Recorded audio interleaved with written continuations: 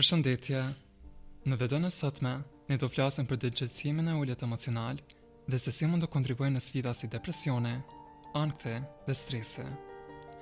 Dëgjësimi emocional është aftësia për të njohur dhe kuptuar emocionet tuaja, dhe kur mungon, mund të bëjë më të vështirë përballëmin efektiv me stresorët e jetës. Kur dikush ka ndërgjegjësim të ulët emocional, ai mund të luftojë për të identifikuar ose emëruar atë që ndjen. Kjo mund ta bëjë të vështirë menaxhimin e emocioneve në një mënyrë të shëndetshme.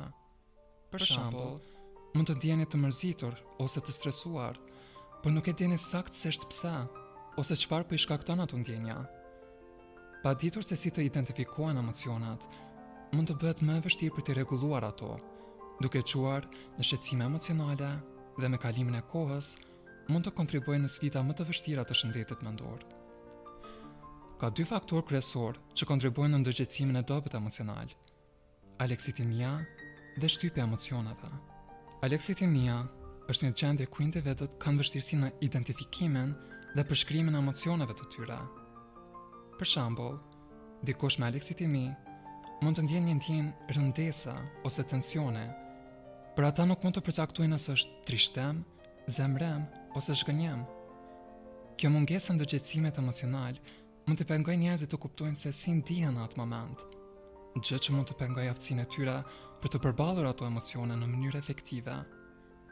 Pa kuptuar se çfarë po kalojnë, njerëzit me aleksitimi mund të luftojnë për të ndërmarrë hapa drejt lehtësimit emocional, duke e bërë stresin, ankthen ose depresionin edhe më të vështirë për të menaxhuar.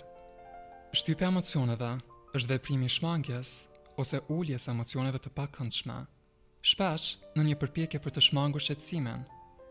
Për shembull, nëse ndjeni të shqetësuar ose të trishtuar, mund të përpiqeni të shpërfillni ato ndjenja dhe të mbani ato që të mos ndikojnë në sjelljen tuaj.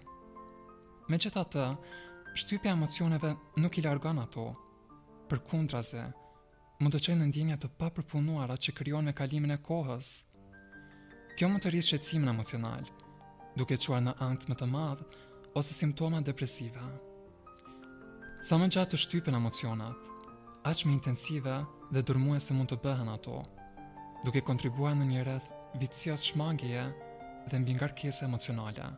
Me pak fjalë, vetdia e dobët emocionale, qoftë për shkak të aleksitimisë apo shtypjes së emocioneve, mund të na pengojë të kuptojmë ose përpunojmë plotësisht atë që ndjejmë. Kjo e bën më të vështirë përballimin e stresit dhe mund të çojë në betejë afatgjata për shëndetin mendor. Faleminderit që ishit pjesë e kësaj videoje dhe ju ftoj të ndiqni videon e radhës për aktivitete për të përballur ndërgjegjësimin e ulur emocional.